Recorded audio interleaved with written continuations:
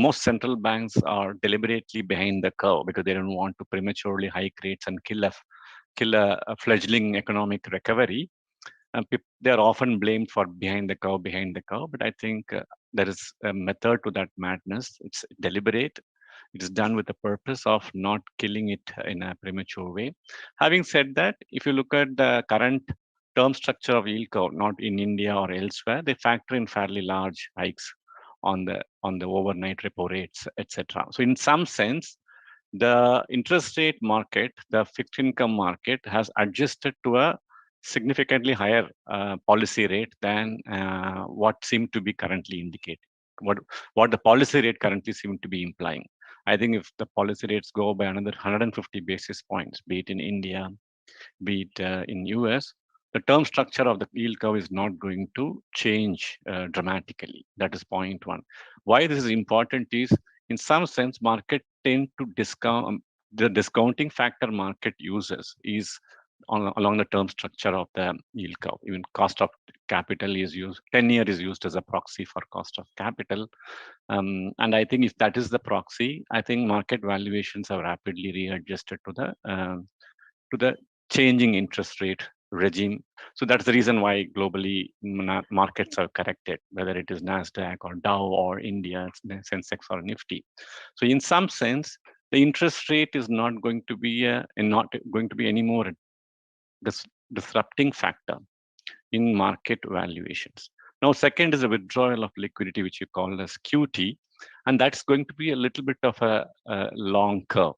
I mean, I think if you know that the global central bank balance sheets have ballooned a lot, and now we are only seeing very early stages of withdrawal. Now, liquidity has its own way of playing on the valuations other than interest rates.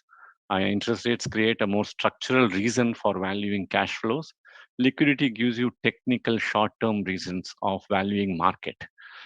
These are two different things. I think with withdrawal of liquidity creates an shock impact on shorter term valuations. And I think that is happening as we speak. And it can happen going ahead. There can be even more pullbacks if liquidity withdrawal is sudden and kind of and deep in that sense. But having said that, again, the impact on valuations of liquidity is going to be transient if it is not justified by the longer term growth and interest rates.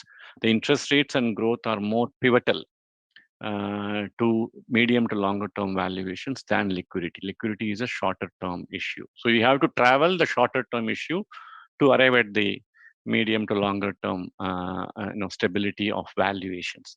In the medium to longer term, I have a view. In the shorter term, I don't have a view.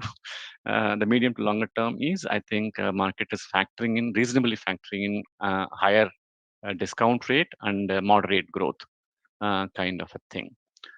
So in that scenario, for after every steep fall, there is a bounce back, and some people call it a technical bounce.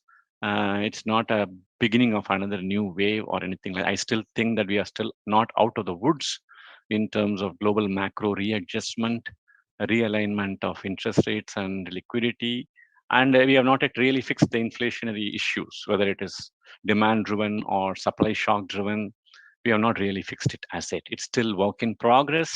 So it is too premature to call for structural revival of market.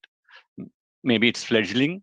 It depends on how things. Maybe if there is a de-escalation of conflict, it adds one bullish point to it. Maybe fall of oil prices and commodity prices added another bullish point to it. But all of us have to.